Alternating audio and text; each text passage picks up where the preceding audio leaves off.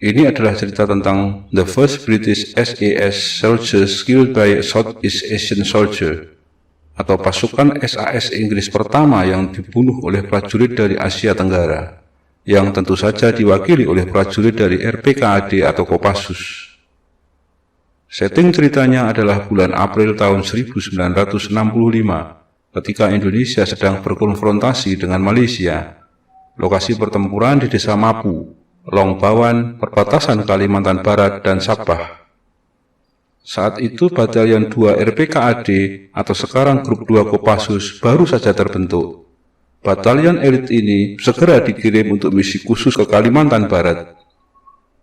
Mereka mendarat di Pontianak pada bulan Februari 1965, dan segera setelah itu mereka berjalan kaki menuju posnya di balik karangan yang jaraknya puluhan kilometer dari lapangan terbang. Pos balik karangan yang merupakan pos terdepan TNI yang sebelum kedatangan RPKAD dijaga infanteri dari batalion asal Jawa Timur. Sekitar 1 km di depan pos balik karangan adalah pos terdepan tentara Inggris di Desa Mapu, yang dijaga oleh satu kompi British paratrooper dan beberapa orang SAS. Menyerang pos inilah yang menjadi misi khusus batalion RPKAD. Pos Mapu tersebut sering digunakan sebagai transit bagi personil SAS yang akan menyusup ke wilayah Indonesia. TNI ingin hal ini dihentikan dengan langsung melenyapkan pos tersebut. Pos Inggris di Mapu terletak di puncak sebuah bukit kecil yang dikelilingi oleh lembah, sehingga pos ini sangat mudah diamati dari jarak jauh. Selain itu, pos tersebut juga cukup jauh dari pasukan induknya yang kira-kira terpisah sejauh 32 km. Pasukan RPKAD yang baru datang segera mempersiapkan setiap detail untuk melakukan penyerangan. Prajurit RPKAD yang terpilih kemudian ditugaskan untuk melakukan misi reconnaissance untuk memastikan kondisi medan secara lebih jelas.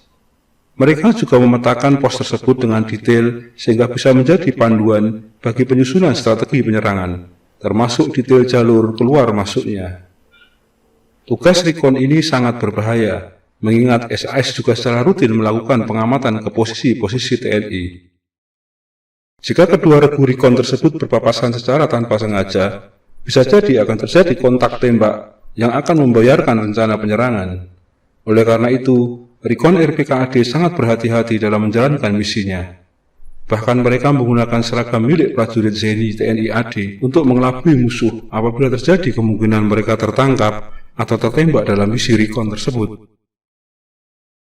Setelah sebulan mempersiapkan penyerangan, pada 25 April 1965 gladi bersih dilakukan. Dari 3 kompi RPKAD yang ada di pos balik karangan, Komandan Batalion Mayor Sri Tamigen akhirnya memutuskan hanya kompi B atau Ben Hur yang akan melakukan penyerangan. Sementara 2 kompi lainnya tetap berada di wilayah Indonesia untuk berjaga-jaga bila terjadi sesuatu. Dalam penyerangan ini, kompi B diharuskan membawa persenjataan lengkap, mulai dari senapan serbu AK-47, senapan mesin Bren, peluncur roket buatan Yugoslavia, dan Bangalore torpedos, senjata terbaru RPKAD waktu itu yang biasanya digunakan untuk menyingkirkan kawat berduri atau ranjau. Selesai mengatur perbekalan, kompi Ben Hur mulai bergerak melintasi perbatasan selepas maghrib. Karena sangat berhati-hati, mereka baru sampai di Desa Mapu pada pukul 2 dini hari. Setelah itu mereka segera mengatur posisi seperti strategi yang telah disusun dan dilatih sebelumnya. Pos Mapu berbentuk lingkaran yang dibagi ke dalam 4 bagian yang masing-masing terdapat sarang senapan mesin.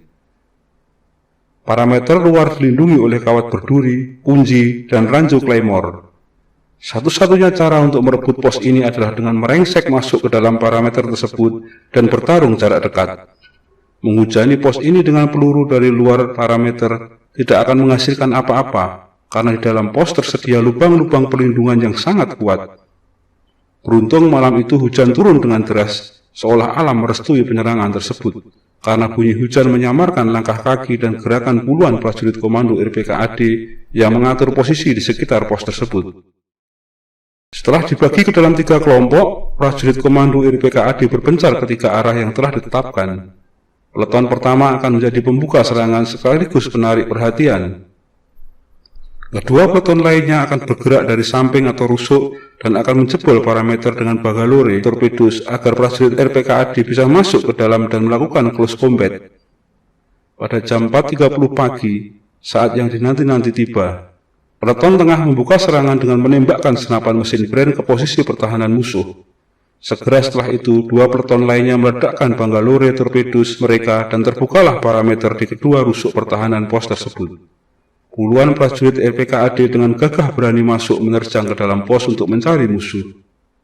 Prajurit Inggris berada pada posisi yang tidak menguntungkan karena tidak siap dan sangat terkejut karena mereka tidak menduga akan diserang pada jarak dekat. Apalagi saat itu sebagian rekan mereka sedang keluar dari pos untuk berpatroli. Yang tersisa hanyalah 34 prajurit Inggris. Hal ini memang telah dipelajari oleh Recon RPKAD, bahwa ada hari-hari tertentu di mana 2/3 kekuatan di pos tersebut keluar untuk melakukan patroli atau misi lainnya, dan hari itulah yang dipilih untuk hari penyerangan. Dengan susah payah, akhirnya ke-34 orang tersebut berhasil menyusun pertahanan. Beberapa prajurit RPKAD yang sudah masuk ke pos harus melakukan pertempuran jarak dekat yang menegangkan.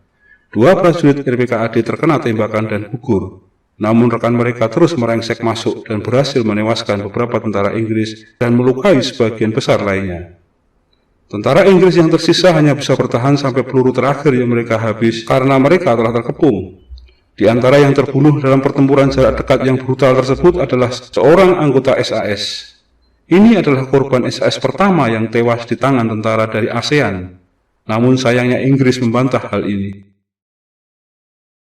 Bahkan dalam buku karangan Peter Harper berjudul Para, 50 Years of the Parachute Regiment, halaman 261, pemerintah Inggris malah mengklaim mereka berhasil menewaskan 300 prajurit RPKAD dalam pertempuran brutal tersebut.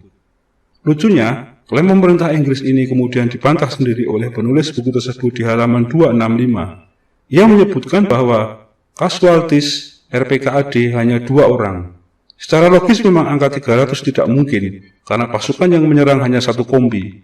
Pemerintah Inggris melakukan hal tersebut untuk menutupi rasa malu mereka karena dipecundangi tentara dari dunia ketiga. Bahkan salah satu prajurit dari kesatuan terbaik mereka ikut terbunuh dalam pertempuran tersebut. Pertempuran itu sendiri berakhir pada saat matahari mulai meninggi. Prajurit RPKAD yang sudah menguasai sepenuhnya pos Mapu segera menyingkir, karena mereka mengetahui pasukan Inggris yang berpatroli sudah kembali beserta para bantuan Inggris yang diturunkan dari helikopter. Mereka tidak sempat mengambil tawanan karena dikhawatirkan akan menghambat gerak laju mereka. Sekembalinya di pos Balai Karangan, Kompi Ben Hur disambut dengan sukacita oleh rekan-rekannya. Para prajurit yang terlibat dalam pertempuran mendapatkan promosi kenaikan pangkat luar biasa. Mereka juga diberi hadiah pemotongan masa tugas dan diberi kehormatan berbaris di depan Presiden Soekarno pada upacara peringatan kemerdekaan tanggal 17 Agustus 1965. Begitulah cerita heroik Batalion 2 RPKAD, cikal bakal grup 2 Kopassus yang kita kenal sekarang. Bila Anda suka, tolong like, komen, subscribe, dan share video ini. Terima kasih.